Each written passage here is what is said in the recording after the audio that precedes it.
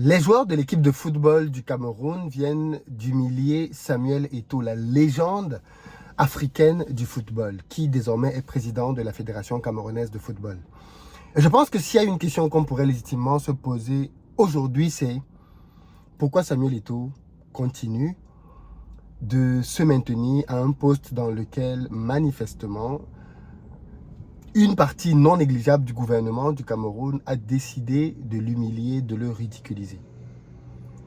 Samuel Eto'o, en tant que président, en tant que joueur, est quelqu'un qui a marqué le monde entier et à mon avis ne méritait pas de rentrer dans des batailles d'ego ou des batailles de pouvoir, fût-ce avec un ministre des Sports dans son propre pays.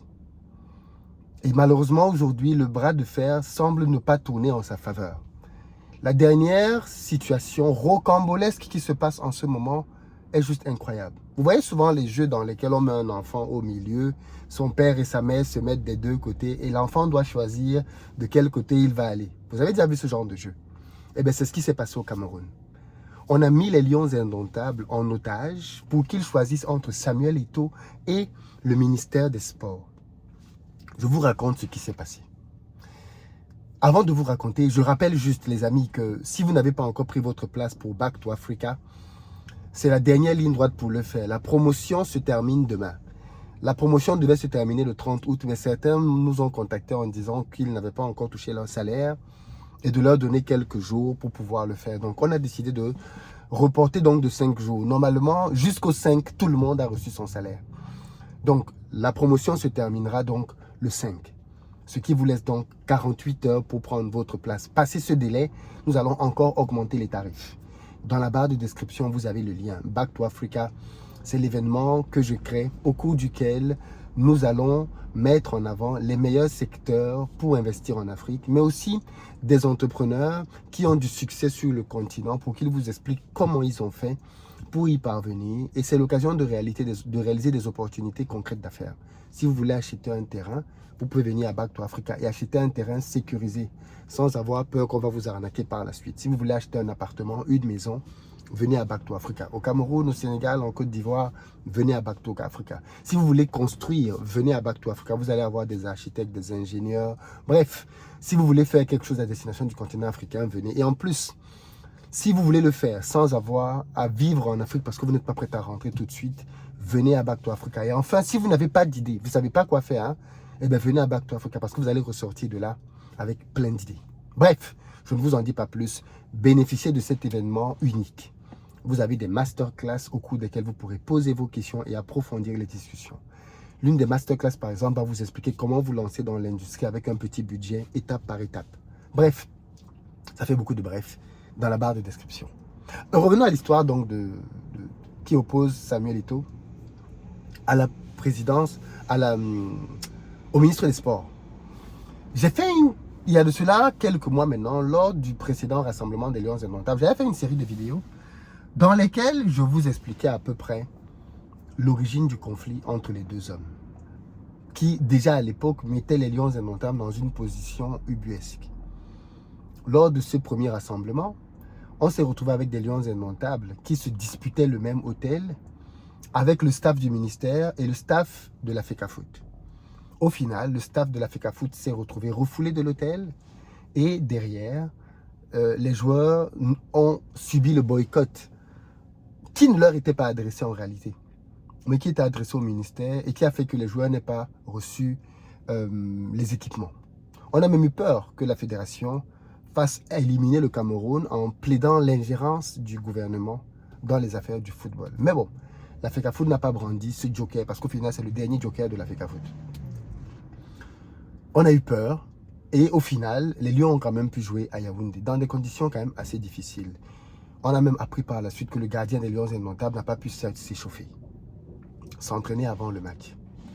Au final, donc, on s'est dit, les 2 prochaines journées qui vont avoir lieu en septembre vont permettre que les problèmes s'apaisent entre le ministère et la Fédération camerounaise de football.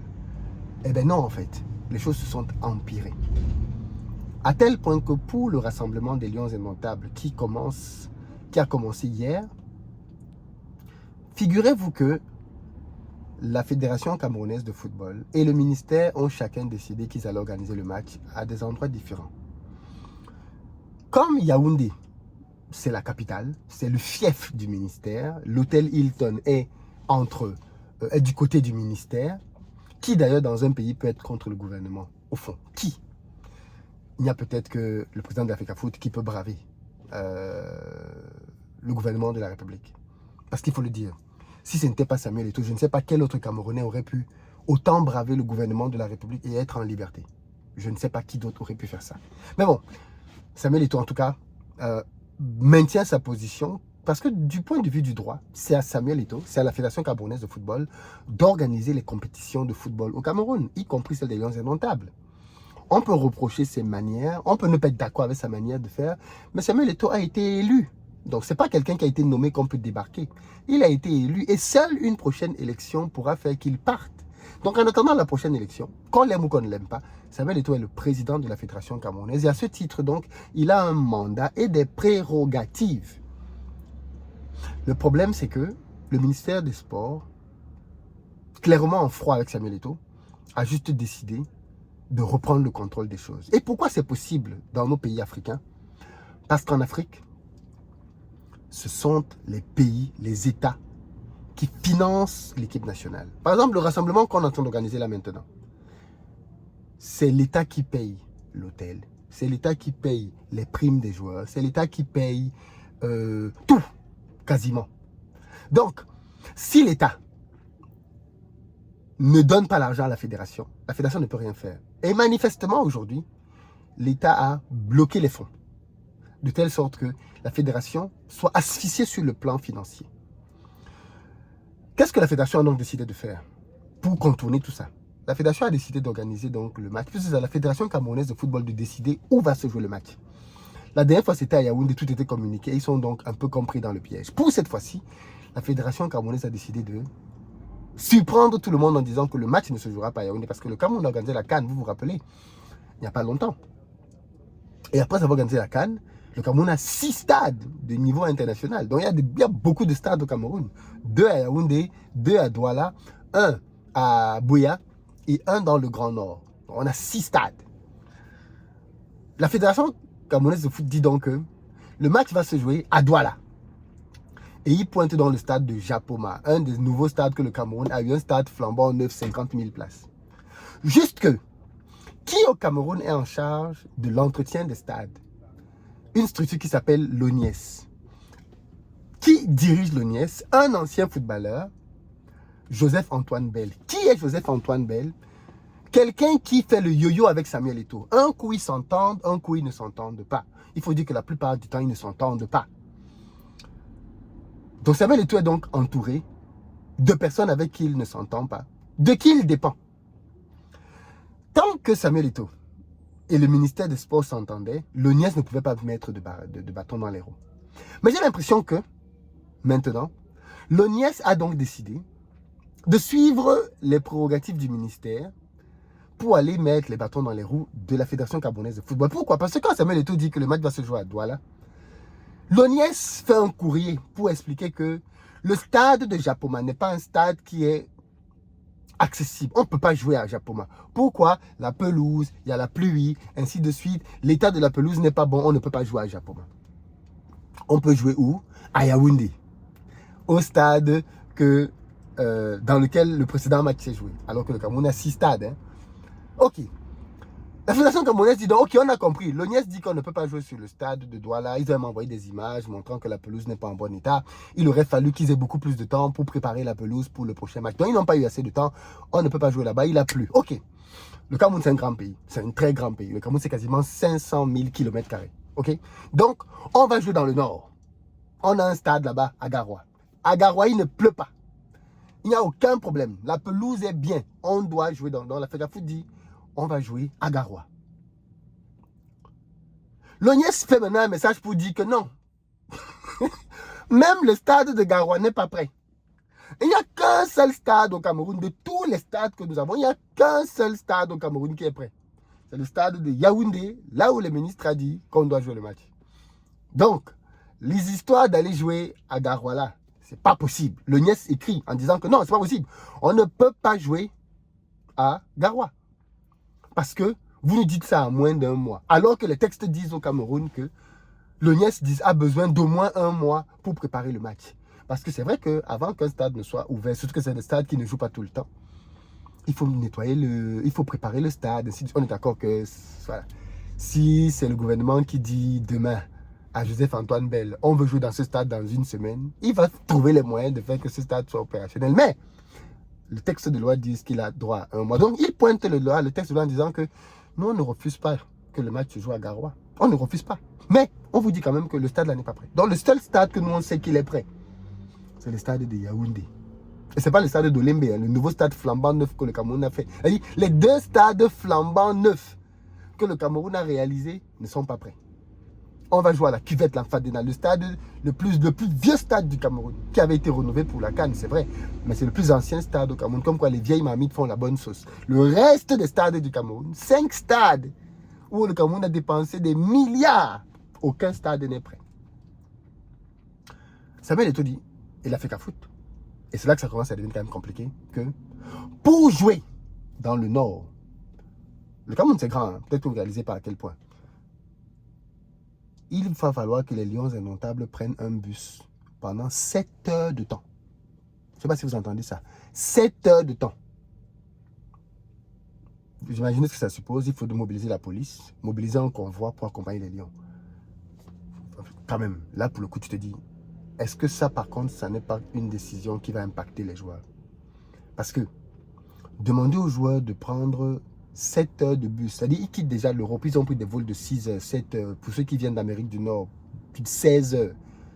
Ils arrivent au Cameroun, on leur demande maintenant de prendre un bus à partir de 3 heures du matin, qui va rouler pendant 7 heures de temps pour les amener dans le Grand Nord, pour aller jouer un match. Et après le match, ils reprennent le bus, 7 heures, pour revenir. Ah, c'est chaud. Là, je trouve que c'est chaud. C'est très chaud. Et ça, pour le coup, là que je me dis, on arrive à un stade où la bataille peut être préjudiciable à l'équipe. La dernière fois, on avait déjà eu ça avec les équipements qui ne sont pas arrivés. Cette fois-ci, ça va plus loin. Vouloir que les joueurs fassent 7 heures à l'aller, 7 heures au retour, je ne sais pas si de son temps où il était joueur, Samuel Eto'o lui-même aurait accepté ça. Est-ce qu'il aurait accepté de faire 7 heures pour aller au Nord, jouer un match et revenir? Donc, la tension était donc palpable. Quand les joueurs vont arriver au Cameroun, qui vont-ils choisir? Parce que du coup, si... Et attention, c'est la Fédération camerounaise de football qui envoie des messages aux équipes des joueurs pour les convoquer. Donc on a demandé à l'entraîneur la liste de ses joueurs. Il a envoyé la liste de ses joueurs. Et la liste de ses joueurs donc a été... On a donc envoyé les messages au club parce que les clubs mettent les joueurs à disposition de la fédération. On ne connaît pas le ministère. Samuel Eto'o est dans son droit. C'est lui qui envoie, du moins la fédération qui envoie les invitations au club pour dire libérez les joueurs, la Fédération camerounaise de football en a besoin. Attention, la Fédération camerounaise est un démembrement de l'État du Cameroun, à qui l'État du Cameroun a donné une de ses prérogatives, gérer les équipes de football. L'équipe de football du Cameroun appartient à tous les Camerounais et donc est sous la responsabilité de l'État. La preuve, c'est l'État qui finance toute l'équipe. Mais l'État a donné à une de ces associations le pouvoir, pour que vous compreniez bien quelle est la guerre entre les deux. En France, ce genre de questions ne se pose pas, parce que la fédération est toute puissante, elle finance tout. Elle n'a besoin d'argent de personne. Le problème dans nos pays, c'est que c'est encore une question d'argent. Comme nos fédérations dépendent de nos États, en réalité, elles ne sont pas indépendantes. Parce qu'il n'y a pas d'indépendance quand tu prends de l'argent ailleurs. Et on voit clairement ça dans ce cas de figure. Parce que la Fédération camerounaise de football n'est pas autonome financièrement, elle dépend du ministère, on peut faire ce qu'on veut. Tant qu'ils dépendent de l'État, l'État a son veto à donner. On se retrouve donc avec la Fédération camerounaise de football qui a loué un hôtel 5 étoiles dans la ville de Douala pour accueillir les Lions Indomptables et le ministère qui a loué le même hôtel que la dernière fois pour accueillir les Lions Indomptables à Yaoundé. La Fédération camerounaise envoie les invitations. Qui paye les billets d'avion? Le ministère. Voilà cette histoire. Vous voyez comment l'histoire est compliquée. La fédération envoie les invitations au club pour libérer les joueurs.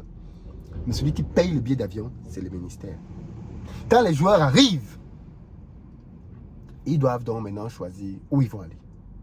Est-ce qu'ils vont aller dans le regroupement de la FECAFOOT? Est-ce qu'ils vont aller dans le regroupement du ministère? Il se trouve qu'à l'heure où je fais cette vidéo, tous les joueurs qui sont arrivés, et il y en a pratiquement déjà, je crois, 17, tous sont allés de là où le ministère a prévu l'hôtel. Et c'est là où je me demande, quelle est la relation même de Samuel Eto'o avec les joueurs? Parce que, en réalité, mon analyse est de dire que le seul moyen que Samuel Eto'o avait de peser dans la balance, de faire fléchir le ministère, c'était d'avoir les joueurs de son côté. C'était que quand les joueurs arrivent, ils vont là où Samuel Eto'o dit. Mais si même les joueurs ne sont pas en train de suivre Samuel Eto'o et la FECAFOOT, quelle chance il a de gagner? D'où le fait de me demander pourquoi il continue dans ce bourbier. Pourquoi il continue dans un truc qui est en train de clairement entacher son honneur, sa réputation. Si l'État du Cameroun veut te mettre les bâtons dans les roues, c'est très difficile de gagner contre l'État du Cameroun. Samuel Eto'o se prévaut d'être un ardent supporter du président de la République, Paul Biya. Pourquoi ce dernier n'intervient pas? Pourquoi ce dernier ne tranche pas le sujet? Pourquoi ce dernier ne veut pas siffler la fin de la récréation? Je ne sais pas trop. Les prochains jours nous en diront peut-être un peu plus. Mais ce que l'on voit là maintenant n'est pas joli du tout. Mais vraiment pas joli. C'est pas joli pour Samuel Eto'o. C'est pas joli pour la FECAFOOT. C'est pas joli pour le ministère. C'est pas joli pour la réputation du Cameroun. C'est joli pour personne. C'est joli pour personne. Et tout ça avec des footballeurs qui sont pris en otage.